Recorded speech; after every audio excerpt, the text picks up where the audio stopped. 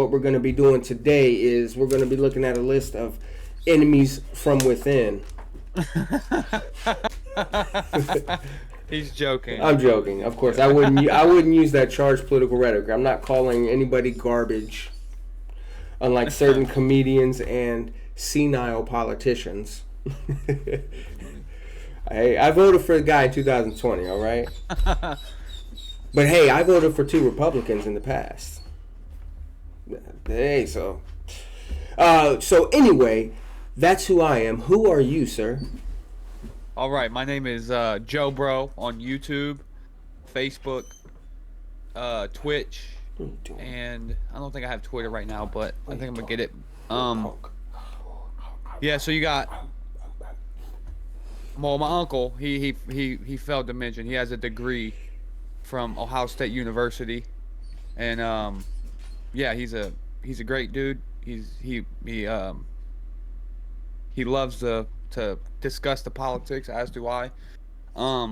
He's a Democrat. I'm a Republican, as you could tell. But yeah, my name's JoeBro, and if you guys want to follow me or follow my uncle, his Hilltop Paladin, right? Hilltop Paladin, yeah, you know it. On Hilltop on USA. Yes, sir. And my name's JoeBro, capital J, capital B. Very simple. Yeah. Well, actually, your YouTube channel, FB JoeBro. Oh yeah, it is FB JoeBro. Because I looked up JoeBro, and I got embarrassed because I'm like, I accidentally messaged JoeBro instead of FB_JoeBro. Oh, are you sure it's on YouTube here? I don't know. The background probably won't let it focus. No, I didn't focus. Yeah. Yeah, I'll look it up on mine. Okay, yeah, it is. Okay. Yeah, my @ so my underscore, yeah, FB _ JoeBro. Okay, yeah, you're right. Because I got embarrassed. I messaged this dude and it wasn't you. Like, who the heck is this guy?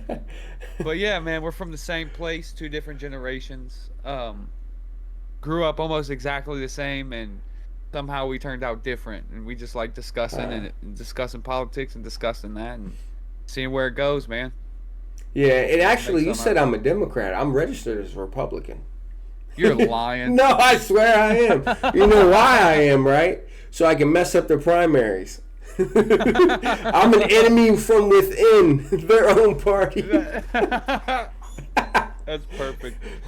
Yeah, so you need to register as a Democrat so you can mess up their primaries. They don't even have primaries. They just got him. See, I wondered about that. Because on the primaries, so when you're voting for a presidential candidate on a primary, is it that presidential candidate with the vice president? No. So it's just the president. Or is president, it just the president? Yeah, it's just the president, and then the president picks their own VP. But he'd already picked Harris by then. I'm confused. Yeah. So Trump picked his after. Picked JD after. It was after he got shot at. But what? What are you yeah, doing, it was boy? like I think it was the day after the Butler, PA rally. Is when he when he announced that Vance was his VP. All right. And he was already the candidate, I think. So I'm confused about that. Whew. Yeah. First thing I'm gonna go to, you can look at it on my screen if you can see. We're gonna go to this part. I already have it pulled up. Stephen Miller. Yeah. Let's do it. 1 hour and 59 minutes. Oh yeah. So have you ever heard of this guy before? No. Alex said what's up though in the chat. My man. My man in them. That's my dog. Why is it all blurry right here? Anyway, so this is that guy right here, Stephen Miller. Let's watch him. This is Stephen Miller here. Okay. Yeah.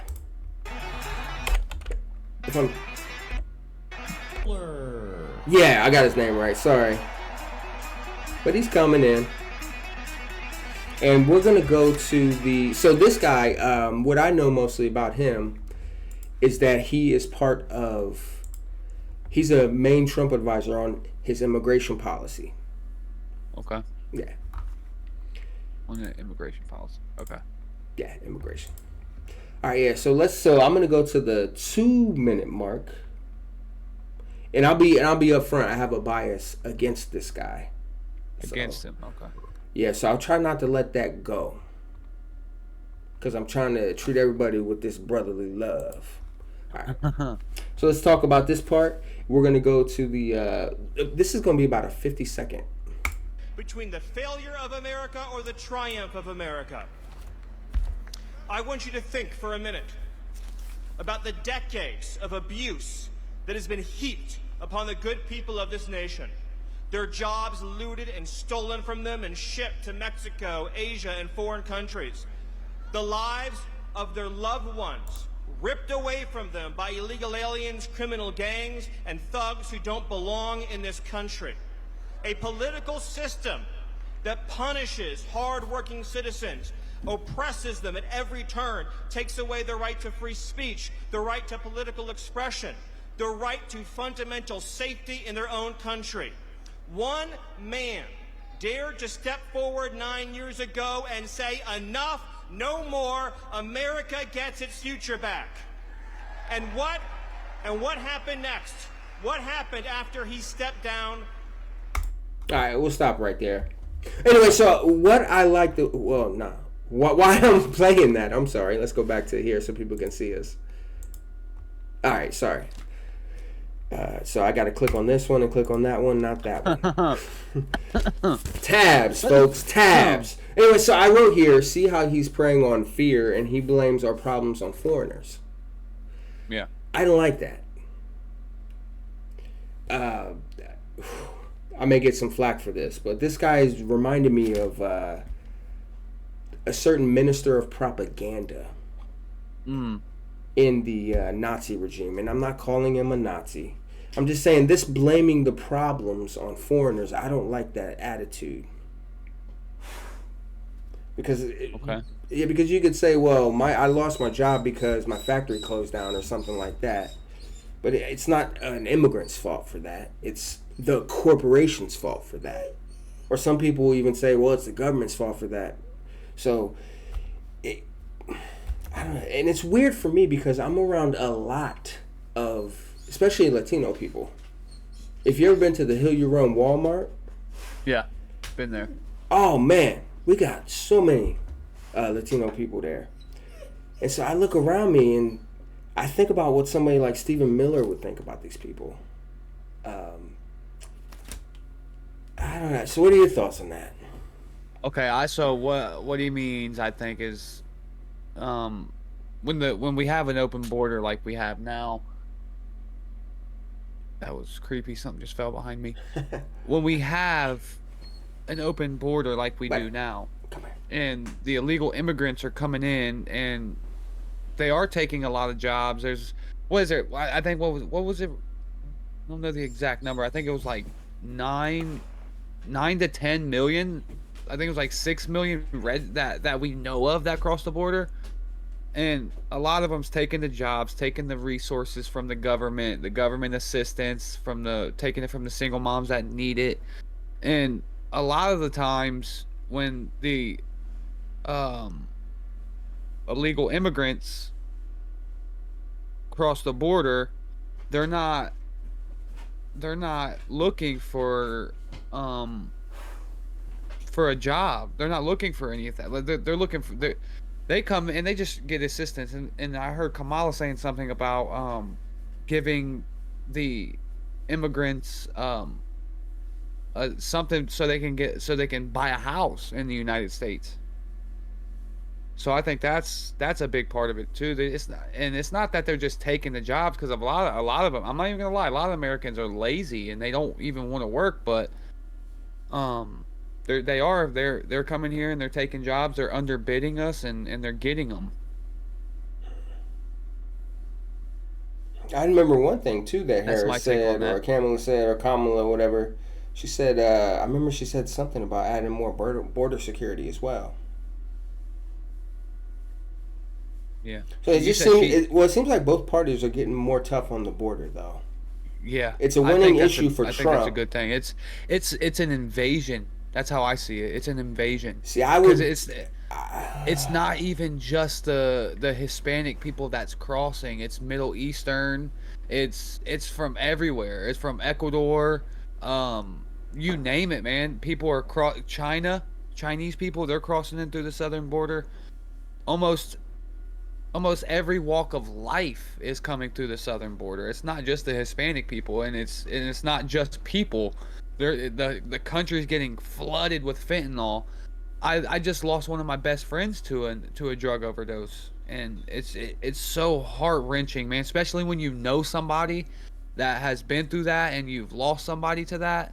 It's just heartbreaking, and you know where it's coming from. You know the problem. You know how to stop it, but people just won't. They just won't stop it for some reason. And I'm glad that Kamala's saying she's going to get tough on the border. If she does become president, I really do hope she does. Yeah, that word invasion disturbed me, though, because invasion is an act of war.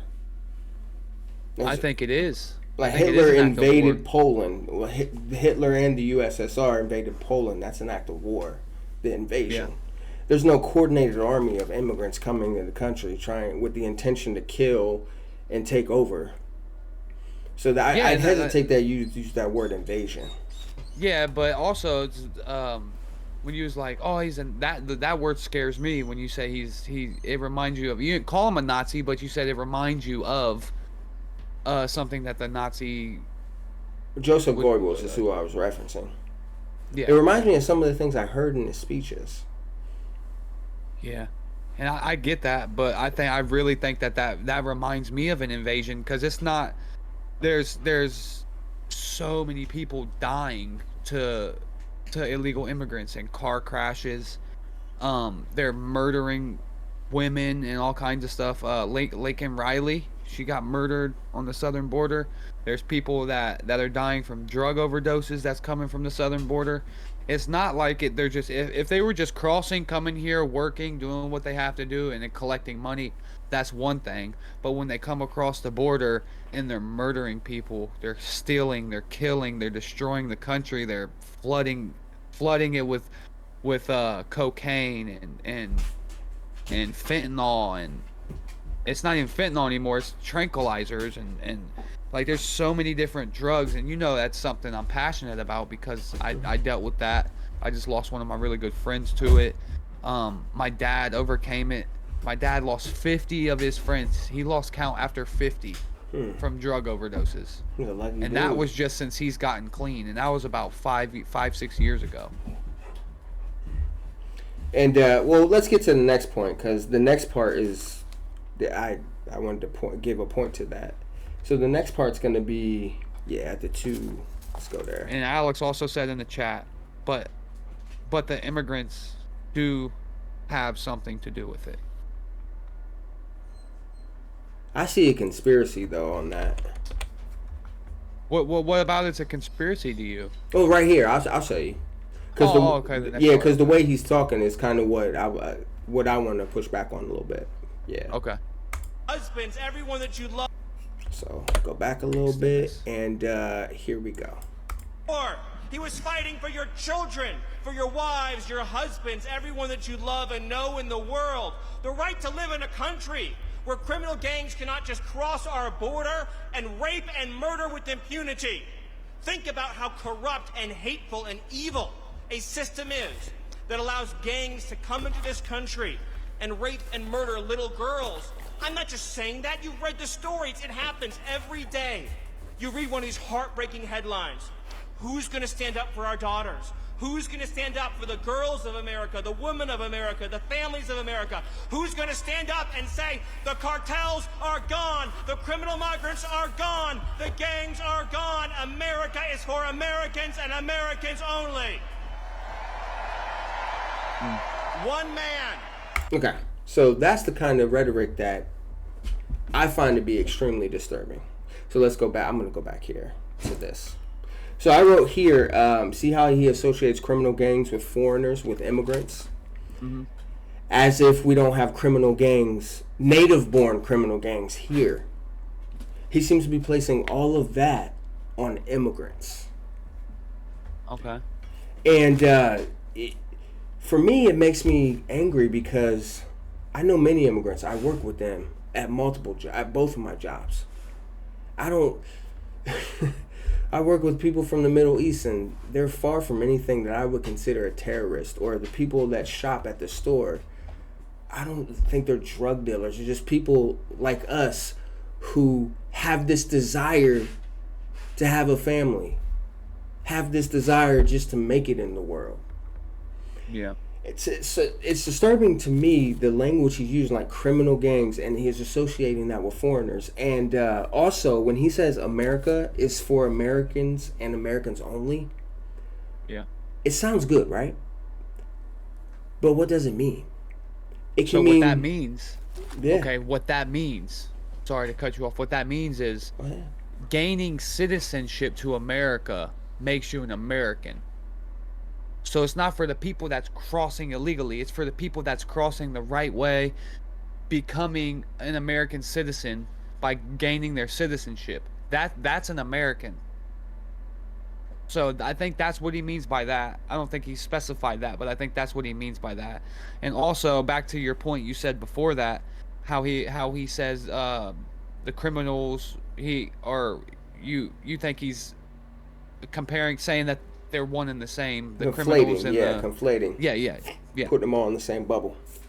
Yeah, I don't think he's putting them all in the same bubble, because there is a lot of immigrants that came over here, like that one gang that came over here, and they took over that apartment complex, and they're running people out, and they took it over, and they're running it like it's a whole gang and all kinds of stuff out of just this apartment complex.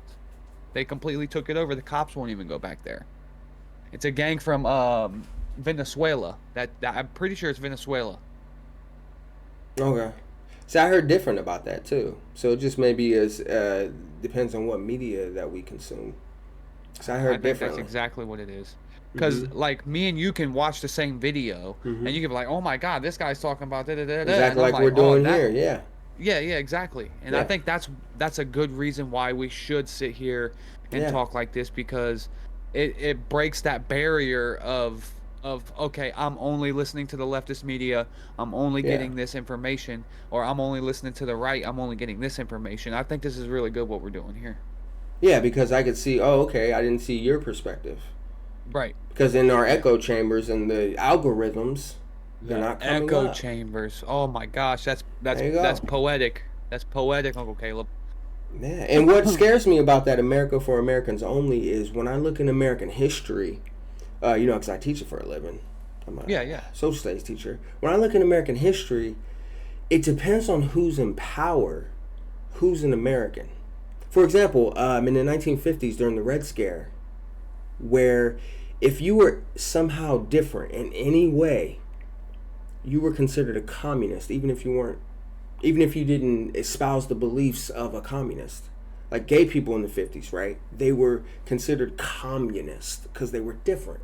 They weren't mainstream. Wow. And that's what that scares me, Americans for Americans only, because who decides who's American? That's a deep question. Who decides? That is. I think the people who sign off on people who want to come to this country, I think that's who decides who's an American. If you were born here, you won the lottery. You got the golden ticket. You know what I mean? I agree with that. Yeah. And yeah, man, it's a lottery being born here. Imagine being born in another country where you feel like you have to risk your life to come to a country like this. Or you have to risk your life speaking out against the government. Yeah, like what happened in Cuba and all that, man. Like, yeah, we won the lottery by being born here, but we are American citizens because we were born here. And I don't think that's the only way to become American citizen. I think you can become American citizen by coming in the country the right way. Oh yeah, no, speaking of the people I worked with at my second job, they came into this country and they became American citizens, passed the test and everything. And I think though, would somebody like Stephen Miller consider them an American though? That's what I wonder. I mean, that's a theory. That's a hypothetical question because Stephen Miller's not here. But I think about the differences between those two people. One who's Iraqi and one who is Moroccan. Well, will you notice the difference between their two cultures, or will you all just lump them in? Oh, those are Muslims. They're not really American. They don't fit American Western civilization. Something that Tucker Carlson talks a lot about. So that's why that scares me. So that's my perspective on that, and that's why that, in my head, it rings alarm bells. Yeah, I don't think that should though, Uncle Caleb, because, like I was saying, like when he says America is for Americans, that's not just the people that was born here. That's the people that are that come here. And yeah, Alex, back to the point where we said we like what we're doing here, how we're mixing our point of views. Alex said you have to be teachable and open-minded. That's beautiful. Yeah. That's poetic. That's what this is. Yeah. Yeah, man. Yeah. And I'll be honest too, speaking with you about this, who believes differently than I am, it makes me less afraid if Trump wins. See, that's so beautiful, man, because like you said, your echo chamber, you're only hearing like and it's not your fault because that's just your beliefs. That's what you believe. And also the algorithm too. Yeah. And you believe all of that because that's what you resonate with. That's why you believe that, and that's the people you listen to because of that. And a lot of those people, it's not your fault, but a lot of those people do call Trump Hitler and make him seem Nazi like he's just fascist, the scum of the earth. Oh yeah, he's just a billionaire, blah blah blah, and call him all this evil stuff, calling him a fascist, and that's just. So when you listen to someone else who you know and you can trust, and you stay open minded and you don't argue about it, that's how you learn, man. And I think that's beautiful. And Trump on their side calls Harris a communist and stuff like exactly. that. Yeah, the C word. Yeah. And speaking of which, Alex said, "Don't let people think for you." Yeah. And what you were saying as well, it all goes back to who's in power and who they think is American. Because that's who you think American, but what about the people who have the power? That's what scares me. Who's he going to put in positions of power? That's what scares me. And this guy Miller, I can see that, is somebody that is going to advise him again and again. They're peanut butter and jelly. I mean, they're cool. And real quick, I'll show you that word there that pops up whenever I hear this guy actually. Let's go to the 2 right here. Going to surrender or so I'll go back a little bit.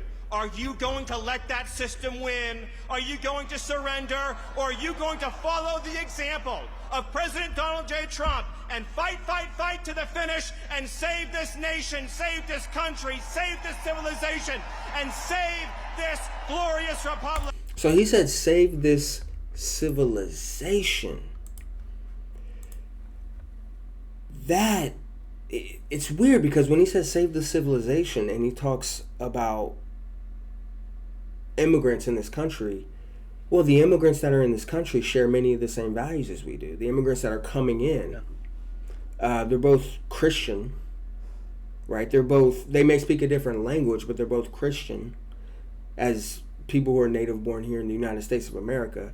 So this civilization part, this guy really scares me because of that kind of stuff. Because again, I'm reminded of history. It's taken me back to thinking about immigrants, for example, as, oh, they're different than us. They have a different civilization. They're uncivilized. And I think about when the Irish, for example, were considered white, or the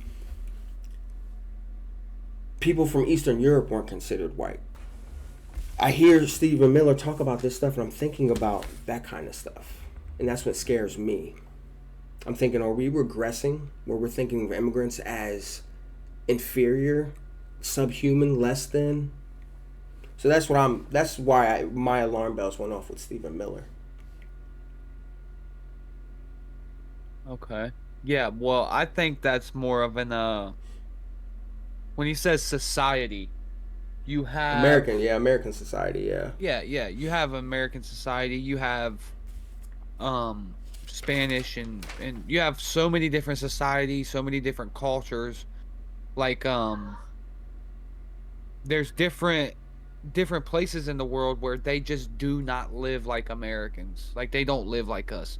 There's some places that are like third world countries and their society is just not something you want to live in. And like how the immigrants from Haiti came over here and just the way they live the people from Springfield just don't live like that, and they don't agree with that, regardless about everything that the media is saying, everything Trump's saying, everything everyone's saying. Even if all that's fake news, false, whatever, still they don't live the same way. But I'd also argue with you in since they share the same values. For example, churches. Yeah. Going to church, working, stuff like that. Yeah. The American dream, that kind of stuff, even though they're different skin color and different language. Did you want to... Just like... Oh, yeah. I was gonna say, just like dogs and humans, like we have a different relationship with our poop than dogs do. You know what I mean? Yeah. It's I think that's like the closest analogy I can think of. I'm not calling them dogs or anything. I'm saying I didn't that's think just you like were. an analogy. No, I wouldn't think you were. Yeah. I could think of. But yeah, I think that's all I really have on that. Okay. Yeah, but that was some of the things. If you have more, we can keep going. No, I'm done. Those are just the ones I wrote about that one. Okay. I want to get into the meat, man. I want to get into the big guys. Oh, Stephen Miller's a big guy. Is he? He is behind the scenes. He's real tight with Trump, and he's one of the most influential on Trump's immigration policy. Oh yeah. You told me that. Yeah. You told me that in text. So he's a big dude. He's the type that's behind the scenes, though. Yeah. The next ones, the next three speakers, I'll show you. So this guy, Steve Witkoff, right? No doubt in my mind. So Steve Witkoff and Byron Daniels, this gentleman. I like Byron Daniels. Yeah, Byron Daniels. And this person, the next person, Elise Stefanik. I wrote here that they were professional. They weren't like that Sid Rosenberg guy, the guy who's profanity laced, hatred. Yeah. They're a bunch of degenerates. Yeah. So I wrote, these people are professional. They know, they're in a setting and they got to act appropriately and say, yeah. And I wrote here with Byron Daniels, this is kind of funny a little bit. I'm not making fun of him because what I say here is, look how this guy walks out with confidence. With the John Cena music. With John Cena music, yeah. So everything I heard from them, I'm like, okay, I can worry a little less because they're professionals. They're not extremists. Yeah, Byron. I really like him. I hope he's in the cabinet for sure. It's a good dude. I really hope if he wins, I want him to put professionals in charge. Yeah. Yeah. So I wrote that for those three. So I'm praising them. I'm giving them props. Beautiful. Yeah. And the next one's Representative Mike Johnson. Oh, I'm sorry. Did you want to say anything? No. I said, here we go.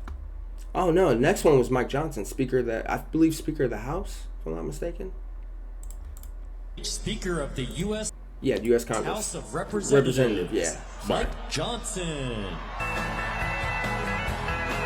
Yeah, so this guy, again, I appreciate the political, professional approach of this.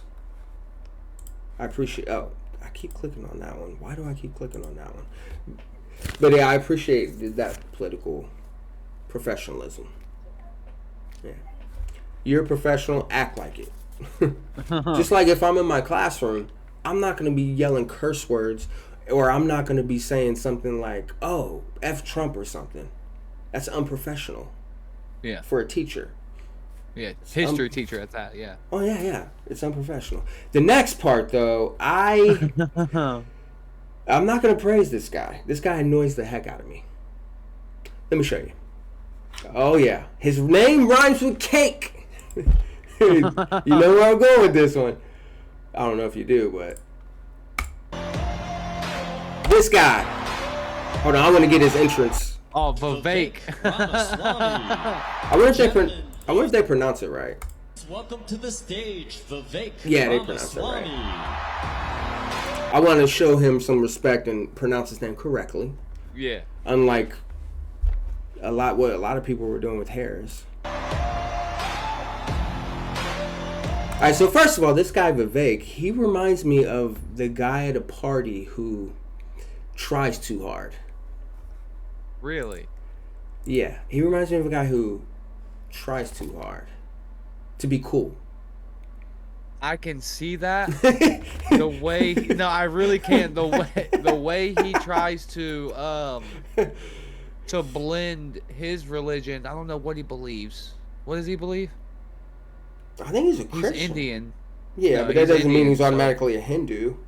No, that is what it is. He's Hindu. Oh, he's Hindu? But he, I didn't yes, but know he that. tries to blend it with Christianity, and that's why you probably think he's Christian, because he tries to blend the two. Oh, okay. And he's yeah. like, oh, we have a lot of the same beliefs. Da, da, da, da, da, da, da, da, da. And I'm like, dude, we don't pray to cows and do all that stuff. I don't know what you're talking about, bud. Yeah, they don't have 100. They don't. Christians have Yeah, one yeah. God as opposed to. Yeah. Yeah. So they have a lot of the same values. That may be true, but it's not one and the same. And he tries to blend them. And he tries hard to blend them. So I get what you're saying on that.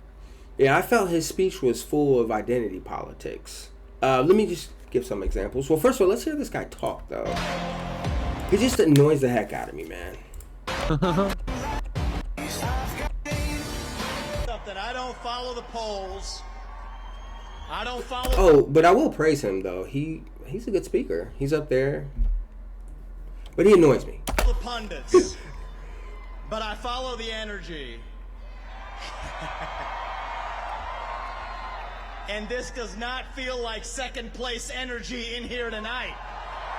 All right, so I'm going to get to the part where something here. So 23308. So right here, I guess. And he's thinking it, but I'm going to say it. Identity politics never works in America. When you select somebody on the basis of their race and their gender, it always ends up being a disaster. And I'm actually talking about Tim Walsh this time, by the way. It goes both ways. See, I put here in my notes, so he's resorting to kind of like, oh, you're gay, dude, or you're a P word, stuff like that. But because I think he's trying to say Tim Walsh is a woman or something. I don't know. No. I think what he means there is so how Kamala is what is she? She's Indian and black. Whatever she is this Yeah. week. No, I'm kidding. No, I'm just. It's all right. It's all right, man. No. I'm Say what just you joking. want. It's all good. But it just made me lose my point. I was trying too hard to get that punchline out. What? How she's a woman and she's black and Indian. She got a white male for her VP Doug. pick. Oh no, Tim And I Walsh. think Yeah. that's what. Yeah. I think that's what he means by that. I don't think he's calling him a woman or nothing. Yeah, he mentioned gender. That's what I was thinking. But yeah, probably like, oh, Yeah. I need a white dude now. Oh yeah, actually there Yeah, was I a need a joke white male. going around when people were unsure who she was going to check for VP, and there was a lot of memes like, oh, what white guy she gonna pick? Yeah. Oh, hold on. My camera's blurry. I don't know why. Okay. Sorry, as my wife texted me, she tagged me on some dog videos on Facebook, which I'll watch later. But this guy though, Let me turn the slide on so this stops going blurry. I just can't take this guy seriously, man. And another thing I was watching with this guy, 3810 mark. So yeah, right here I believe is where he is. Legal immigrant. Oh. Okay, so here you go. He's going to talk about legal immigrants and illegal immigrants. Our message to every legal immigrant in this country is this. You're like my parents. But our message to every illegal immigrant, if you came legally, you get the same American dream that everybody else does. Work hard, get ahead, make contributions to this country, love the nation, and that's our message to legal immigrants. But our message to every illegal immigrant is also this. We will return you to your country of origin. Not because you're all bad people, but because you broke the law. And the United States of America is founded on the rule of law. Our message to my generation, the millennials, is... All right. So that's what I wanted to say there. So I said here, who gets to decide, though? Because what I'm thinking here is kind of like what happened in Julius Caesar, Shakespeare's Julius Caesar, when a speaker, Mark Antony, when he fired up the crowd against a guy named Casca and Brutus, and the mob started killing anybody whose name was Casca. No, I'm Casca the poet. Don't matter. Oh, you're having some issues with your camera. Yeah, I'm trying to get it to stop being blurry. I don't know why it keeps going blurry. That's what happens. My Zoom screen's a lot too. Yeah. No, so that was just my message there. Is and perhaps this is my bias speaking, my alarm bells in my head. I can see a world where the government won't care who's an illegal or a legal immigrant, and they'll just do that to everybody. They'll treat them all the same. But again, that's my alarm bells. So yeah, it doesn't mean it's reality or a fact. Yeah, I don't think that's it at all. I think it's like he said, they broke the law. They came here illegally. So what else can you do, man? You have no choice. Like when the amount of people's that's crossing now, it just you have to do something about it, especially with the drugs that's flooding in the people and the type of people that's coming here. It sucks for the people that do just want to escape the negativity that they're leaving behind, and it does suck for the people that because if you think about it, you gotta look at it as like, okay, they're human too. They're not like, you know what I'm saying? They have souls, brains, heart. Yeah, human rights. You gotta think of it like that too. Like, it sucks for those people that come here and do want a better life, but the people that are taking advantage are the people that really need to go. Yeah, and I think about where's your paper? Now, where are your papers? Yeah. And if a legal immigrant can't get their papers, maybe they'll be. I don't know. Maybe I'm just falling into a logical fallacy of slippery slope. Yeah, I think you might be reading into it too much. Yeah, maybe I am. I just worry about.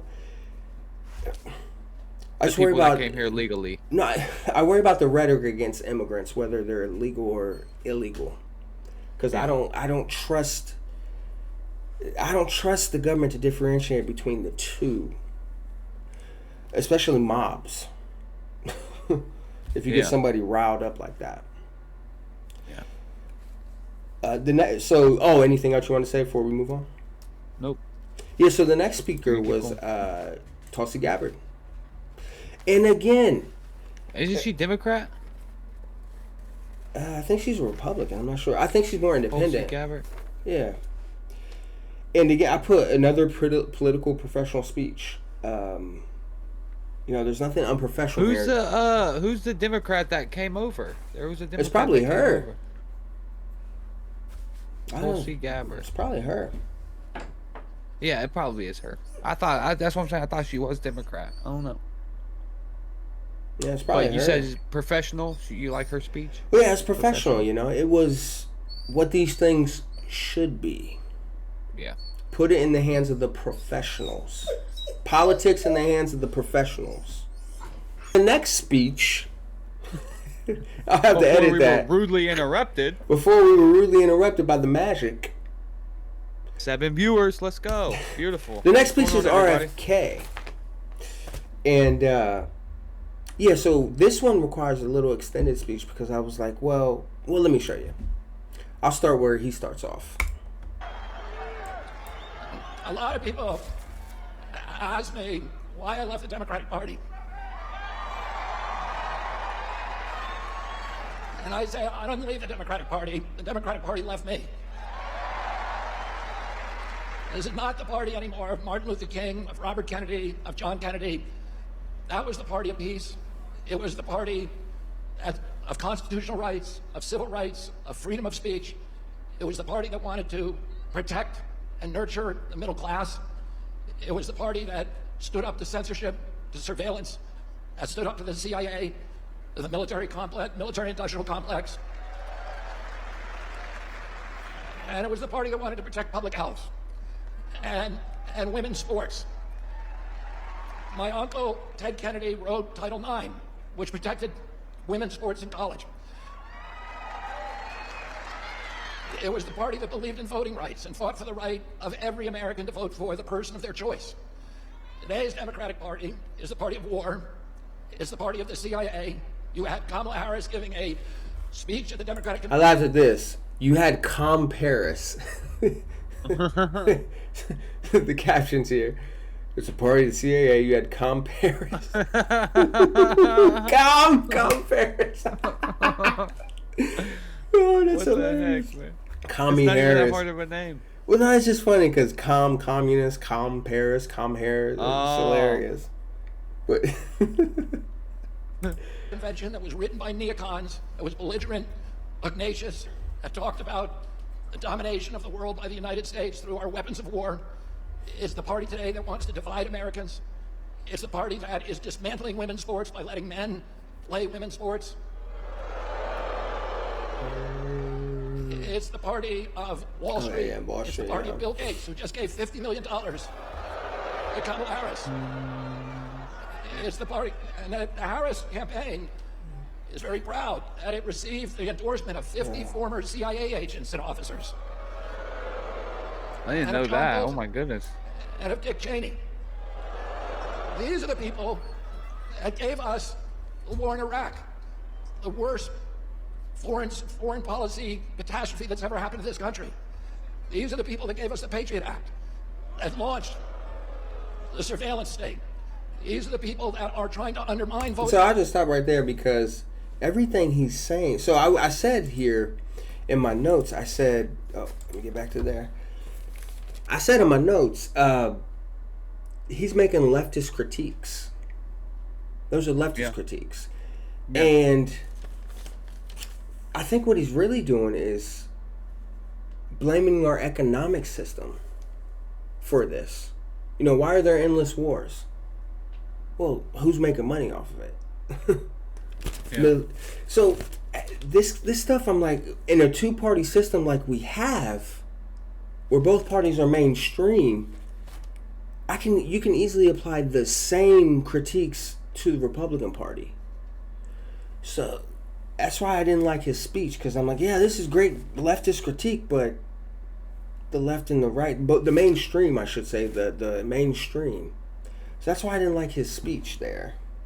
Yeah, but he's I think he's talking more of like, okay, so when his family was in the politics and he first started into the politics and all that, the left wasn't what it used to be. The Democrats, a lot of Democrats have left because it just went way too far left. Like it was to the point where, like he said, his uncle signed a bill that protected college women's sports.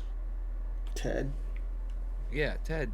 He protected the college women's sports, and he said it used to be a party of that. They was worried about the public health. They was worried about freedom of speech. They was worried about all these things, and now it just seems like the only thing that they're worried about is pushing this agenda. I think is what he's saying, and he's a Democrat, and he's being censored more than anybody of all time. I feel like I don't think they censor anybody, even Trump. They don't even censor Trump as much as they censor RFK. How do they censor him though? I don't know. They're taking all of his videos down. They're quieting him. They're trying to take away his freedom of speech and his voice. They wouldn't let him on the debate stage. Oh, that's a big one. Yeah. I felt that should have happened. Yeah, I felt that should have happened. I They think don't both give him guys any were scared. airtime and Well, stuff both like people that. were Yeah. scared of him. Yeah. Yeah.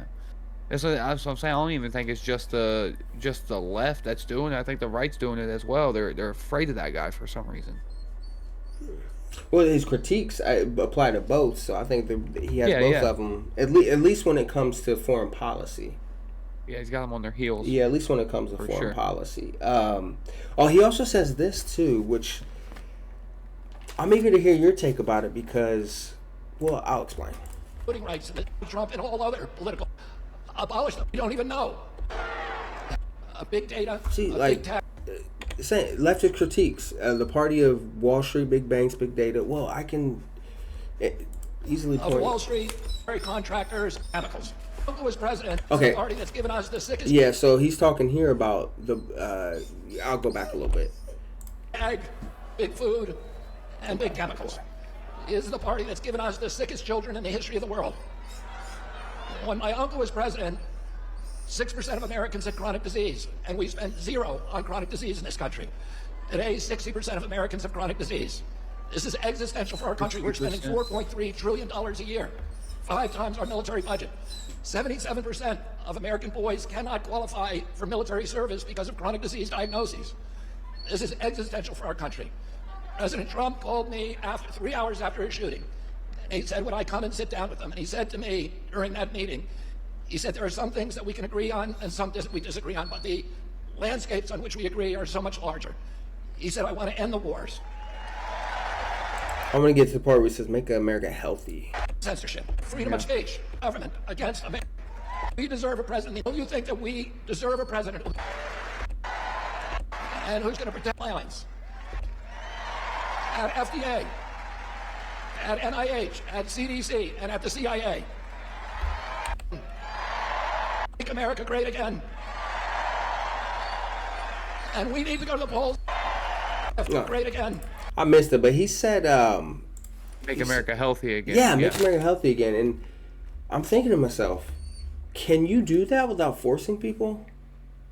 Yeah, for sure. How? Definitely, 100%. So you wouldn't be forcing the American public. What you would be forcing is big food, big chemical, like he said. So for instance, McDonald's pumps this yuck and gook into their food.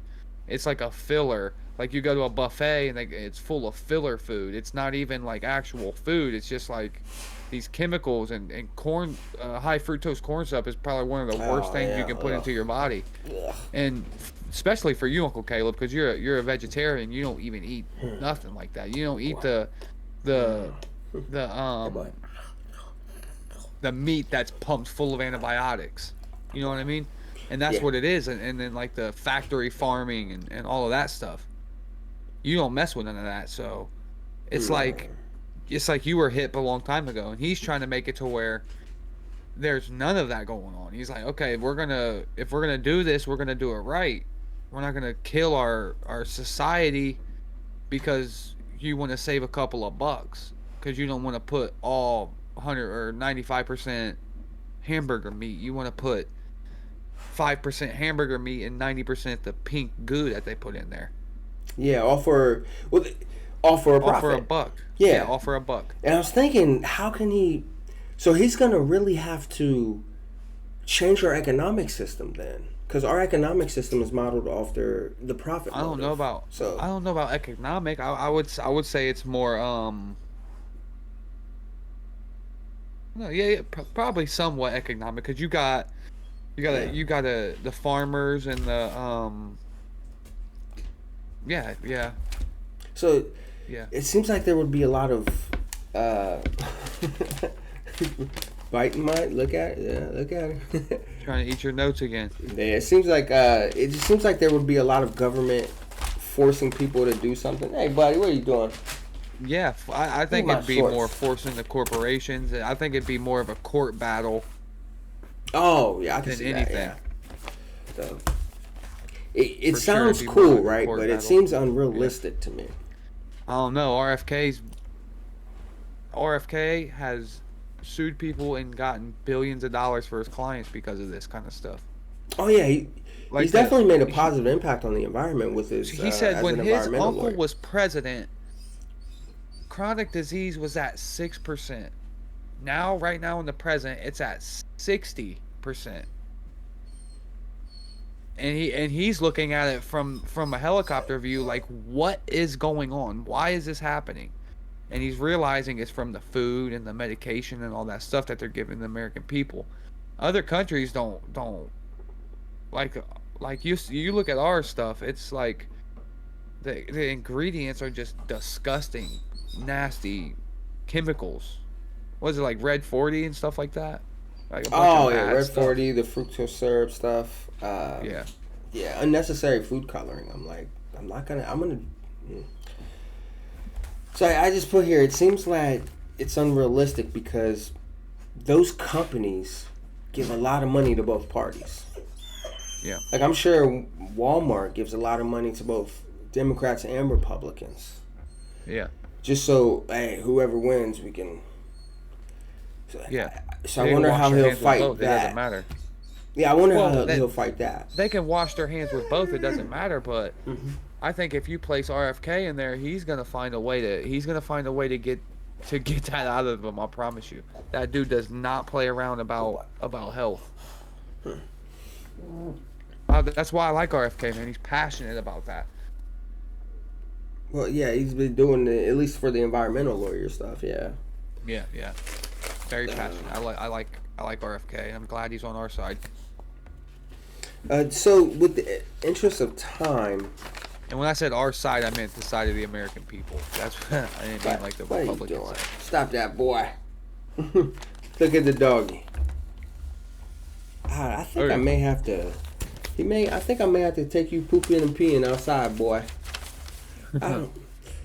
Yeah, maybe we could do that right now. I'm gonna go out in the yard and take a pee and a crap. You are? No. You're gonna poop and pee in the backyard? My dog is. I can see you back there squatting. Oh no! What am I gonna use? A leaf? Yeah. No, man. I have to have Charmin. You remember how your dad used to be like, "Cat, bring me some toilet paper." He'd be like, "Stacy, bring me some toilet paper." Or how about this? When Mom was wiping a diaper of one of her daycare kids and the lights went out, what'd she say?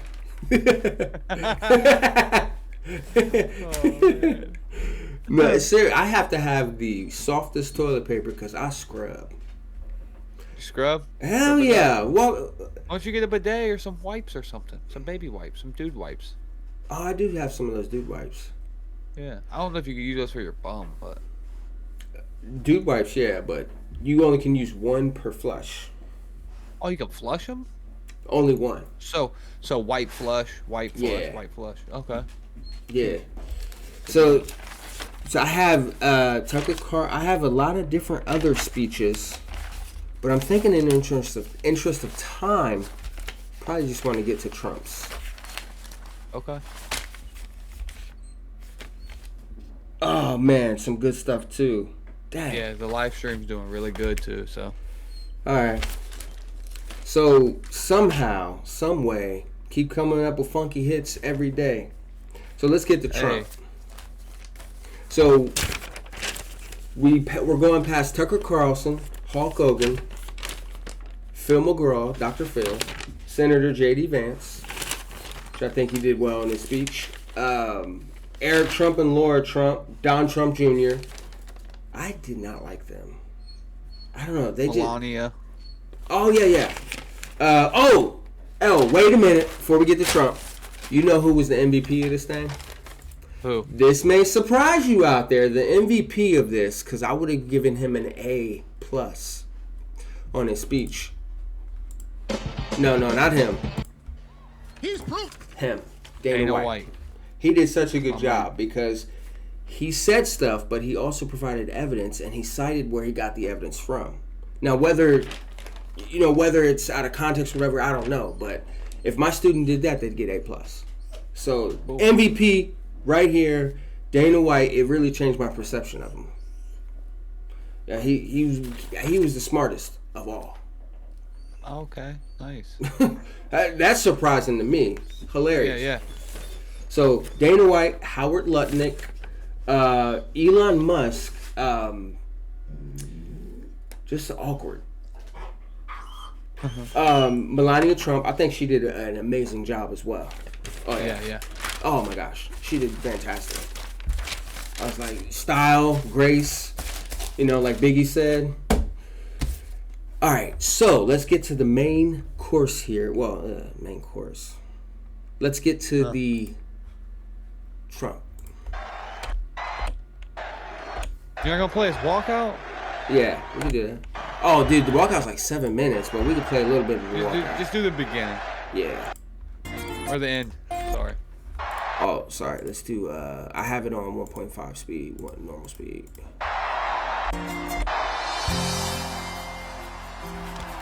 I could use some more hype music though. This is his song that he plays. What do you mean his song? He recorded it? No. This is the song he plays every time he walks out. Oh. We actually might get copyrighted for this song. Oh yeah. You know what? Let's play it at 1.5 then. I'll mute it. But yeah, here's his walkout. Dang, thanks. Good looking. Holy crap. Look at all them cameras. Oh my goodness.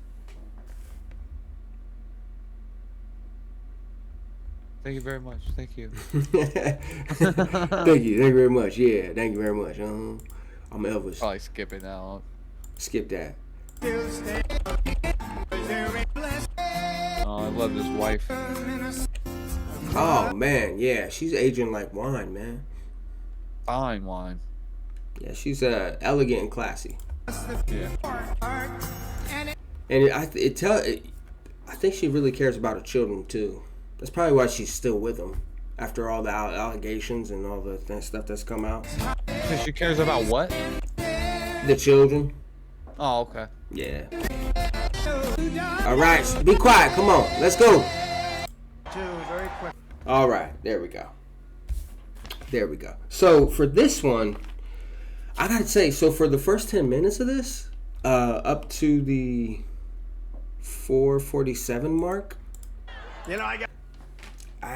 it's pretty cool. Because usually what happens is too many videos on YouTube and stuff like that, they play clips. Yeah. And these clips are designed to fire us up, to make us rage bait or clickbait. But when you actually go and you listen to this stuff, it really changes your mind. Yeah, so I didn't mind the first 10 minutes. I mean, the guy's entertaining. What can I say? I don't think he rambles, or sometimes he rambles, but I don't think he's boring. No, I think he goes off of what he's talking about, and then he comes back to what he's talking about. Like, he'll go off on like a tangent or whatever, and then he'll come back. Yeah, and if you hear in some... I'm gonna invest in a new camera tomorrow. My stuff keeps going blurry. So yeah, let's get to the 4:49 mark. So this part was something about the same migrant invasion stuff. I see what he's doing, because that's the Republicans' strongest issue. A lot of people are coming from the Congo prisons. Wait, Congo prisons? In Congo on the continent of Africa? They come to the mental migrants for any country. There has never been anything like it anywhere in the world for any country. Kamala has imported criminal migrants from prisons and jails, insane asylums and mental institutions from all around the world, from Venezuela to the Congo. A lot of people are coming from the Congo prisons. They're coming from all over the world. Over the last month, 181 countries violated our laws. And she has resettled them into your communities to prey upon innocent American citizens. But the day I take the oath of office, the migrant invasion of our country ends and the restoration of our country begins. So yeah, so I was thinking right there, because hold on, go back. Again, that word, migrant invasion. Invasion is an act of war. That's the definition of it. Yeah. So is he saying that we're at war with the world? Is he saying we're at war with Harris? What's he saying there? Who we at war with? I think what he's saying is we are at war with the people that are coming into the southern border.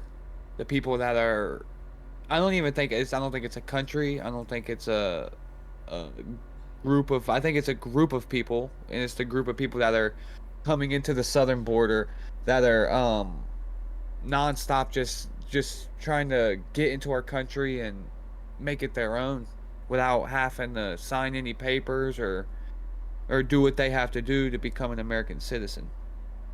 And I think that's who we're at war with. They're bringing in all these drugs, man. They're bringing in the fentanyl, the cocaine, the fake pills, and like they're bringing in all this stuff, and it's killing our American citizens. They're literally killing our American citizens with their bare hands, with knives, guns, and that's who we're at war with. Is the people that are coming in here illegally and destroying our country and trying to take it by force. Yeah, see, and the issue with me is, how can you tell the difference? Like, I think that's one thing that Israel's having an issue with against Hamas. How are you able to tell the difference between a Hamas terrorist and a civilian? That's what's scary about this stuff to me, because it seems like you're going to sweep everybody who may speak Spanish or everybody who may have darker skin. And again, maybe that's just my alarm bells ringing off in my head. That's what this talk seems like to me. Is how are you going to tell the difference? Because migrants are, I wrote here, too vague. You can't make policy on vague terms and grounds. I wrote, look how detailed laws are. It's like reading laws is kind of boring.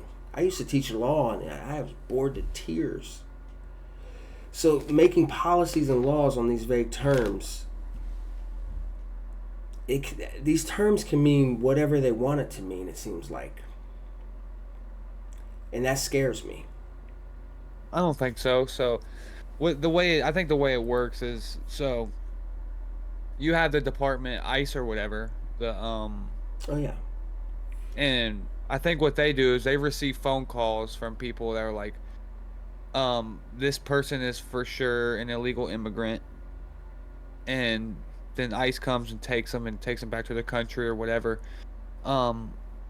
There's a joke that goes around when I used to work construction. I used to work on the roof.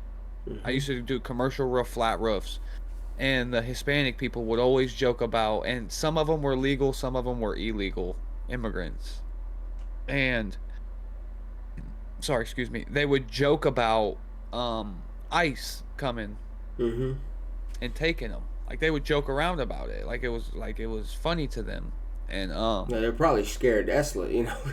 yeah, some of them probably get scared, because that's what they do. They do that to scare the illegal immigrants that the are employers? up there working. No, the employees, the other employees would tell the jokes. And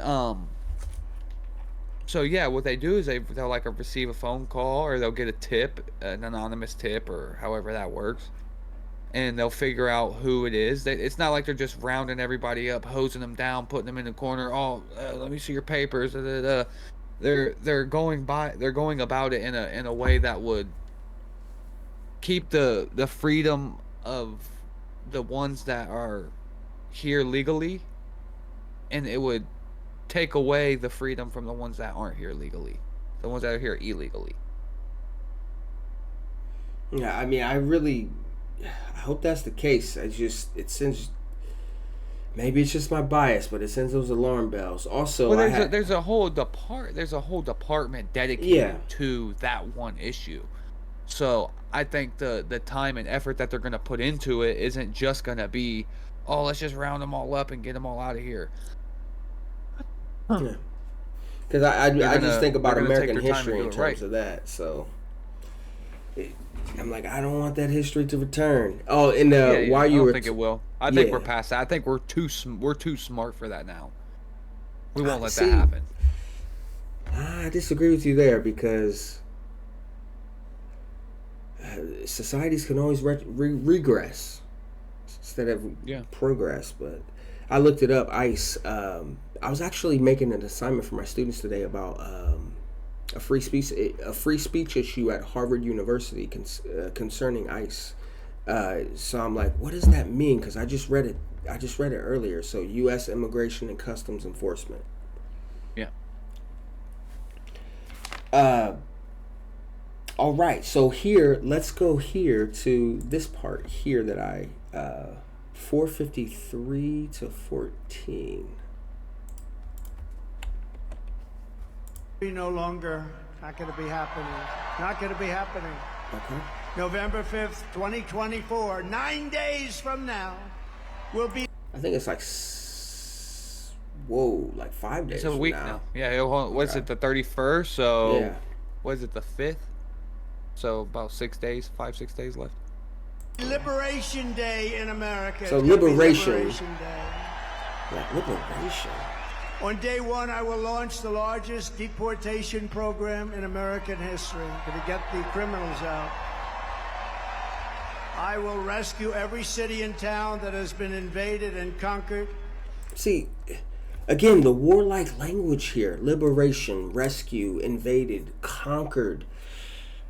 Oh, reading some primary sources about what it's like in a enemy territory.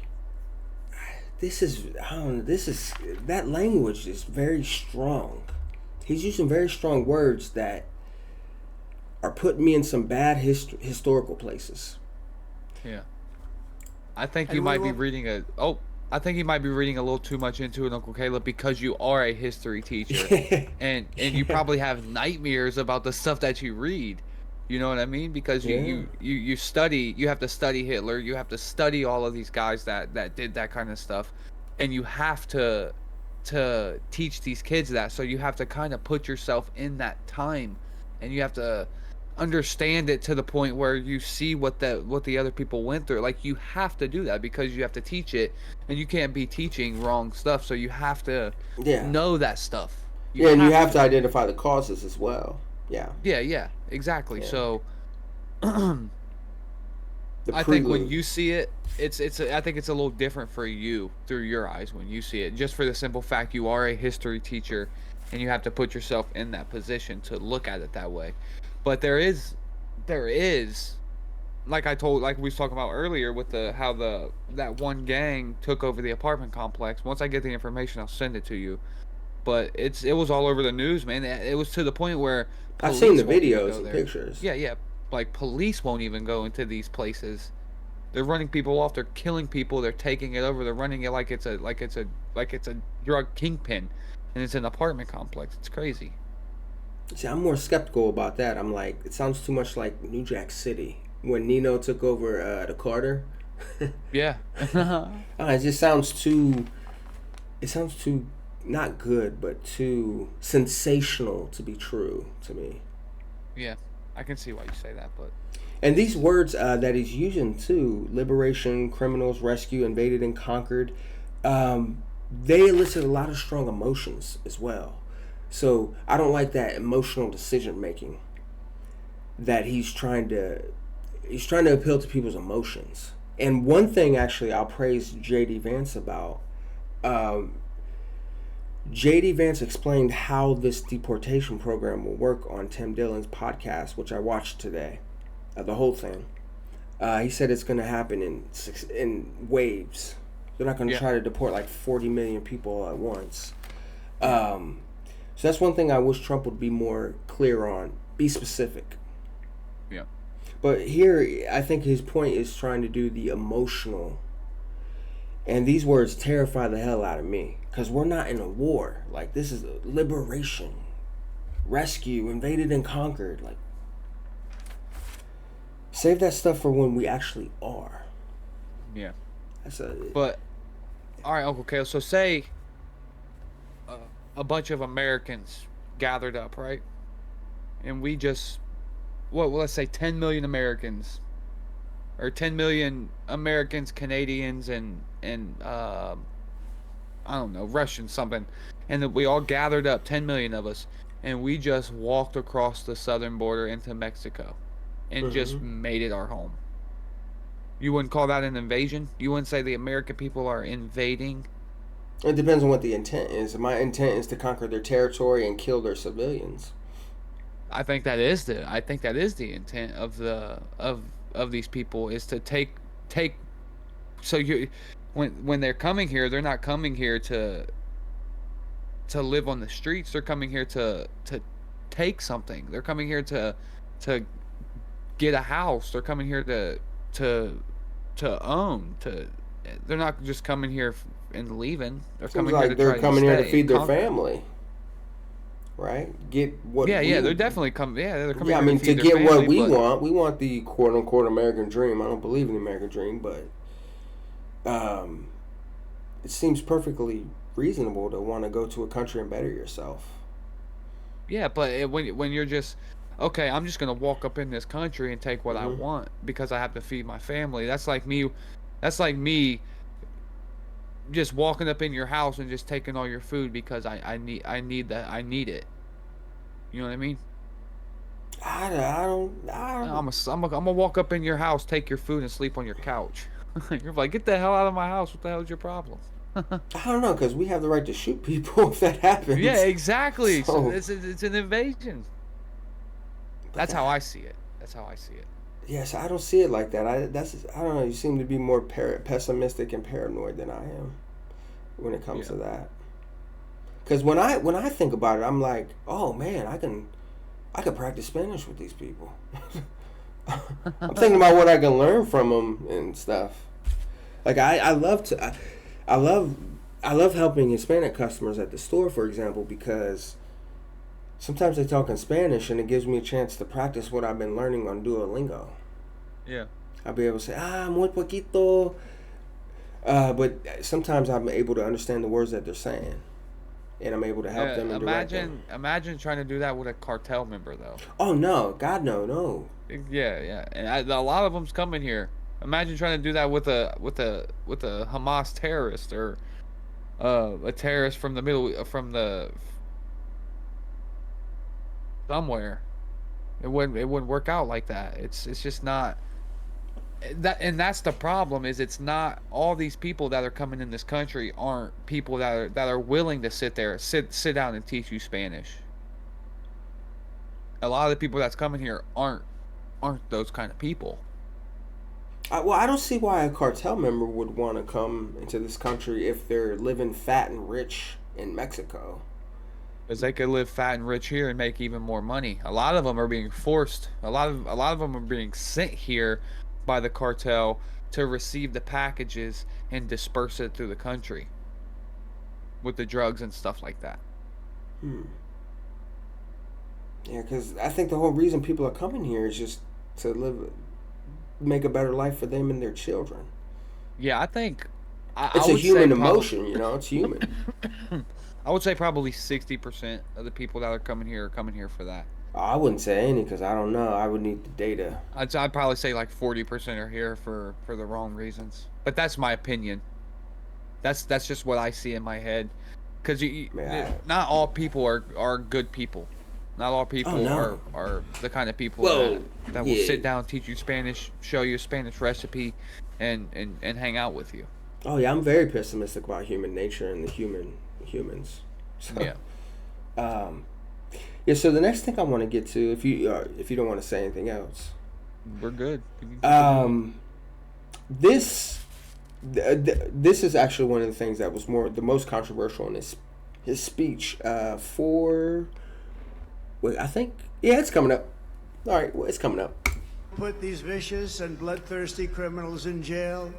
Gonna kick them the hell out of our country as fast as possible. And to expedite removals of Tren de Aragua and other savage gangs like MS-13, which is equally vicious, I will invoke the Alien Enemies Act of 1798. Think of that. Yeah, that's how far back. That's when they had law and order. They had some tough ones. Think of the Alien Enemies Act of 1798. You hear that, Mr. Speaker? Get ready.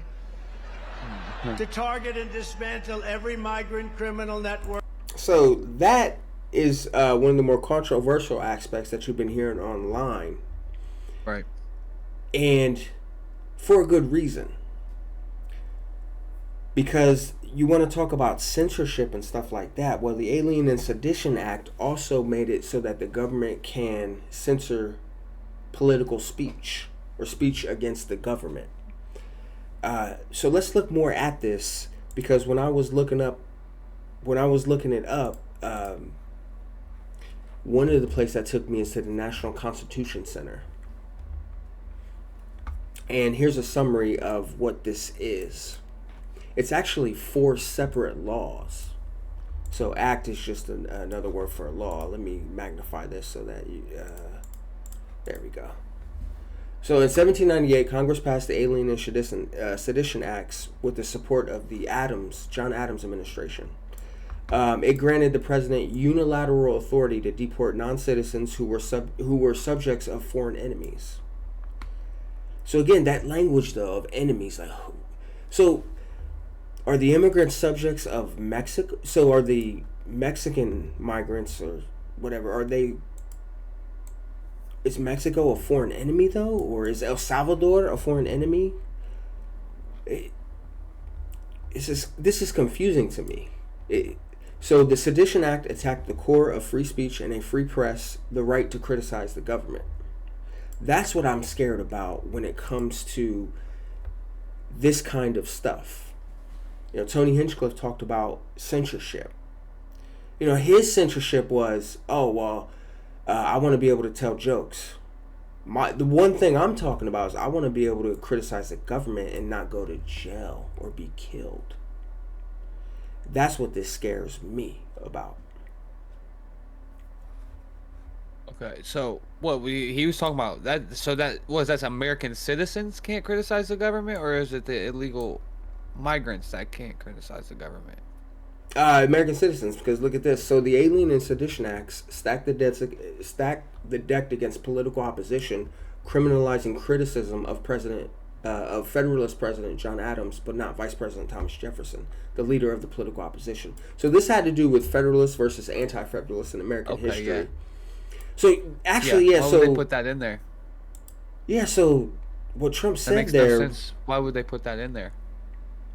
Yeah, what Trump said didn't make sense, because he said, hold on. Enemies had order. They had some tough. So that was when they had law and order, but there was a lot of political infighting between the Federalists and anti-Federalists like Thomas Jefferson. Can you play that back, Uncle Caleb? Play that back for me real quick, what Trump just said? Yeah, go ahead. 98. Think of that. Alien Enemies Act of 1798. Think of that. Okay, pause it. That's how far back. Yeah. He says he said I will invoke the Alien Enemies Act. Yeah, sedition. Yep. Yeah, so it's just that one part I think he's talking about. I don't think he's talking about the whole. Okay, let's look at that. Let's see here. Here's the full text of. So here's the full text, and again, laws. Oh my gosh, they're like so boring to read. So I'm going to look through this real quick. An act respecting alien friends. So whenever there shall be a declared war between the United States and any foreign nation or government, or any invasion or predatory incursion shall be perpetrated by any foreign nation or government, the President of the United States shall make public proclamation of the event. So this is problematic here, because it says, so this is talking about enemy governments. Yeah. But what enemy government are these immigrants or migrants? Is he trying to say Mexico is sending them to us with the intention of invading our country to destroy us? That sounds conspiratorial to me. Yeah, I don't think it's just that, because you have there's, I think it was like 33 or 31 terrorists from the Middle East came here too, over from the southern border. And that's like Iran. Iran, that is an enemy of the American government, I would say. Yeah. And I wonder how the 9/11 terrorists they're sending terrorists this way. They're sending terrorists this way. So I would I would say that's problematic there. Is how it's not just Iran either. It's all these countries are just sending people here, and a lot of them are up to no good, and I think that's a big part of that. Well, hey, I'm all for locking up terrorists, but not people trying to feed their family. Yeah. So I see what you're saying. This is But at the same time, they got to do it the right way. They gotta do their papers. They gotta fill out their paper. They gotta get their citizenship, just like, because even the legal immigrants are fed up with it because it's making them look bad. Yeah. It's like, bro, we came here and we got our stuff the right way. You're just coming here just trying to take everything. What's wrong with you? I'm reading more of this.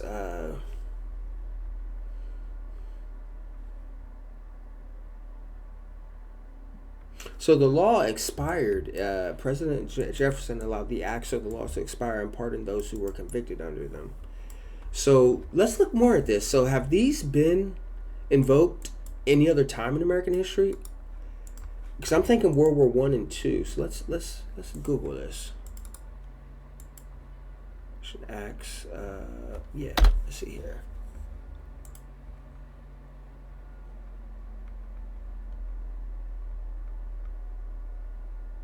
Okay, so the Alien Enemies Act remains in effect today. It gives the president power to deport non-citizens during wartime. That wartime is. That is. Ooh. Yeah, during wartime. So it has to be during a war. Let's look in the nationalarchive.gov. You can get some good primary sources from this as well. So let's see here if they've been used since 1790. So since the controversies surrounding them provided some of the first tests of the limits of free speech and press or the media. So this is the text of the law. These are 4 laws, actually. Okay. Wow. Okay. So he has 4 different laws. He's invoked the Alien Enemies Act. So that's just a one single law he's talking about. He's not talking about all 4. He's just talking about the single law. But I wonder if you criticize his administration though, if he puts this in effect, if you criticize the administration, will you go to jail for that? I don't think so, because I don't think that's what I think. He's more focused on I think he's only talking about the one single law. I don't think he's talking about the other one where it's the criticizing the government, because it was plural. That law was plural, so it's a bunch of different laws. Mm-hmm. And I think he's talking about that one single one where I gotta quit hitting this vape. Where it's more focused upon getting the illegal immigrants out of this country. It's not clear, you know? Yeah. It's not clear. He's saying it, but he's too vague, and it's causing worry on my side of the political aisle, I guess. It's just not clear. Yeah, you know? After reading into that, I can see why. Yeah. Why you say that, but I think it's more of just the one single law of getting the illegal immigrants out of the country. I don't think it's about arresting people for criticizing his administration, and it's criticized, and that I think that was just criticizing just that one single president. He said his vice president, you can criticize him, but you just couldn't criticize the president. Yeah, because they were part of different political parties. Because back then, I thought this was pretty neat, actually. Back then, you had, in the presidential election, the person who won the election or won the electoral college was president. The person who got second place was vice president. So they could be of a different party. Oh. Isn't that interesting? Yeah, that is. So that's why you had Adams as a Federalist, and you had Thomas Jefferson as an anti-Federalist. Some of the earliest political parties in the United States of America. Good to know. I didn't know that. Second place got the vice president VP spot. That's crazy. Yeah, and then woof. So yeah, I'm glad they changed that because all it takes is one bullet for them to become president again. You know what I mean? Oh, yeah, yeah. Okay, yeah. I'm glad they changed that. That's because if Yeah. if it did end up being the opposite party as the VP, then they could just take him out so easily and become president. And that's probably why they got rid of that. Yeah, you see, I'm not sure when they got rid of it. Yeah. So here's another thing which I found. Well, actually, I think does he go into it? Hold on, 4 or 5. I'm in love to that. And if Here we go. they come back into our country, it's an automatic 10 years in jail with no possibility of parole. And I'm hereby calling for the death penalty for any migrant that kills an American citizen or a law enforcement officer. Yes, is that where I wanted to? Okay, so that right there, I put in my notes here. It seems like that would increase the prison population. Yeah, I don't like that at all. Yeah, it seems unless he's talking about locking them up in their country. If so they would do an exchange. So not an exchange, but they would drop them off at the prison where they're from. Because I think about in the 80s and even with Bill Clinton, the Democrat Bill Clinton, when they increased the prison population size, it ballooned. Yeah, I don't like that at all. Honestly, I don't think we should be locking them up in our country because then we're giving them resources and wasting money and resources on them. I don't want to pay for an illegal immigrant to be prisoned in the United States. I say send them to the prison that their government chooses. So I'm sure there's other prisons than just one in Mexico. But I mean, the good thing about what he said is at least it's specific. At least it was very specific.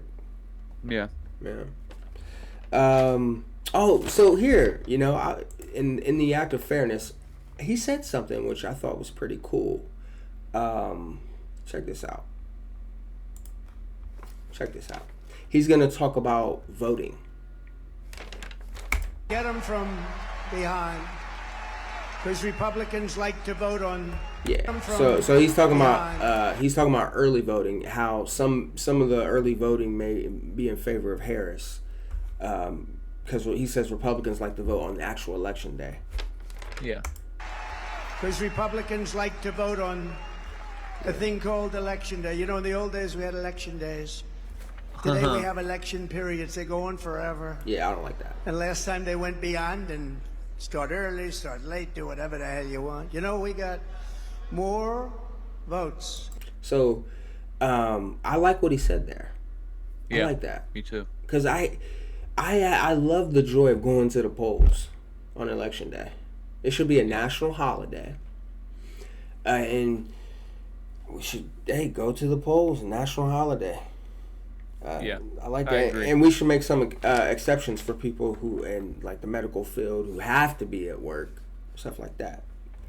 Yeah. Because I hate this I'm going to vote early, or I don't hate it, but I like that.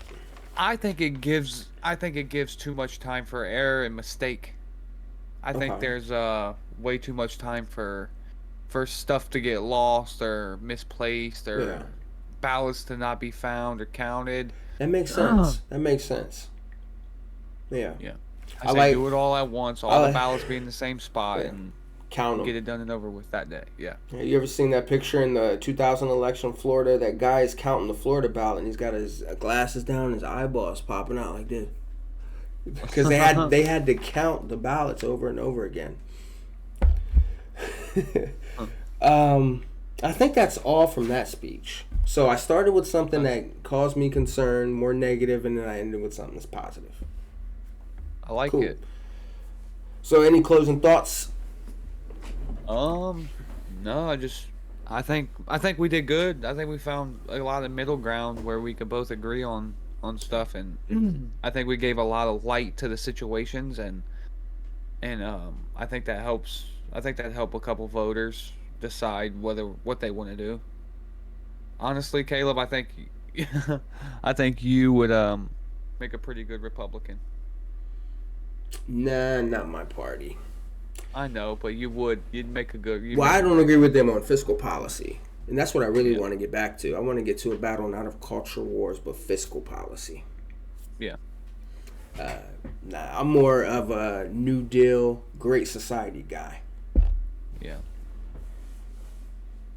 I can see it. Yeah. Bring back that. I forgot what I was going to say next. Yeah. You're more of an old school Democrat. Well, I wouldn't say that now. I would 100% say that. I don't know, because you are not moving as fast. You are not. These people are going left at 90 mile per hour. You're going left, but you're going left you're probably going 10 under the speed limit. When you say going the old style Democrat, I'm thinking the Southern Democrats, racist pieces of garbage. Oh no, not that far back. I'm not thinking the ones like that segregation that now, forever, that kind of stuff. Yeah, no, not them ones. Not them ones. I wouldn't call I don't know if I'm a Democrat or a Republican. I don't know. Yeah. I agree with Democrats on most issues, so I guess that would make me a Democrat. But we do have to realize that both of the parties do have some corrupting influences and corporate backings. Yep. That's why I dislike the disingenuity, if that's a word. Disingenuous. I think that's the word. That's why I didn't like RFK's speech, because everything he said, you're like, well, like Bill Gates donated this much money. Well, Elon Musk is donating that much money. So everything he said, you can say, well, there's a counterexample. So yeah.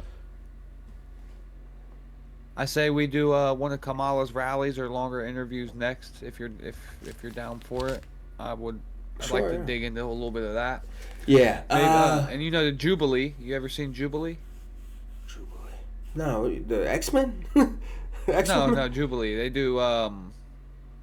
So they do 20 versus 1. Like they do like 20 Republicans versus 1 Democrat, and that Democrat would be like Destiny or someone who's really good at debating. Oh, okay. And then they did one with what's that?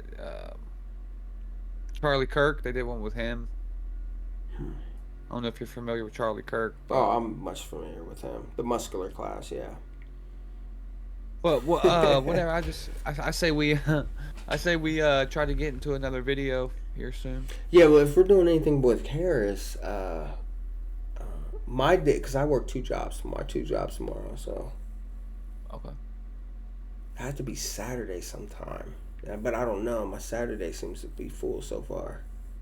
Well, we could do it at the end of the day, like we're doing now. I'm good with that. All right. Just whenever you got time, we'll focus on another video or something. We'll figure something out. Yeah, it would be nice to go with the Harris rally for once. I listened to a little bit of Barack Obama's speech at a rally. Maybe the one where that Eminem was in. Mm-hmm. That one. We could do that one. Wasn't in Detroit or something. We could do that one. Oh yeah, he was ripping on Trump, man. Yeah. So this guy trying to sell you everything. He wants to sell you a watch, wants to sell you some shoes, wants to sell you a Bible. I'd like to get into that one. We should do that one next. That was hilarious. Okay.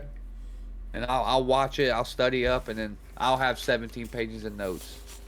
17 pages of these communists. Dirty communists on these pages. Yeah. What was the opposite? So leftist, far left would be a communist, but far right, what is that? Far would that be right just like a totalitarian? I don't know, I don't know. I think if I'm talking like if you're going very far right, it'd probably be more like how fascist, maybe? How Putin runs his country, I think. Okay, yeah.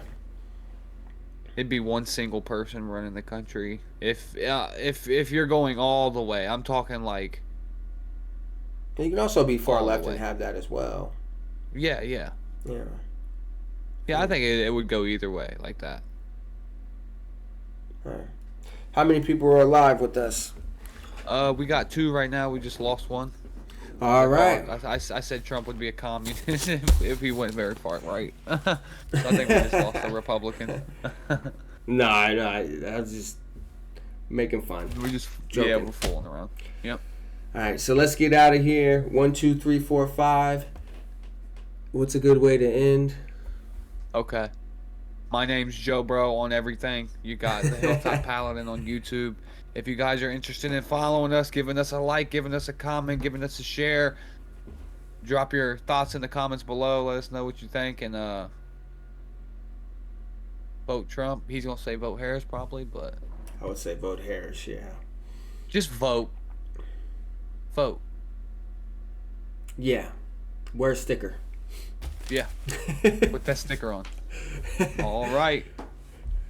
It's a good chat with you, Caleb. You too. Now I gotta go to. Well, I gotta get this video edited a little bit. So. It's late, man. You got 30 minutes till bedtime. Yeah. Well, 10. I usually go to bed 10:15. Oh man. Cause I like laying in bed and watching something. Maybe lay in bed and edit a little bit. Well, these are gonna go to recycle. Bye bye. All right, Unc. I'll catch you on the flip, man. Bye. Love you. Bye. Love you. Bye.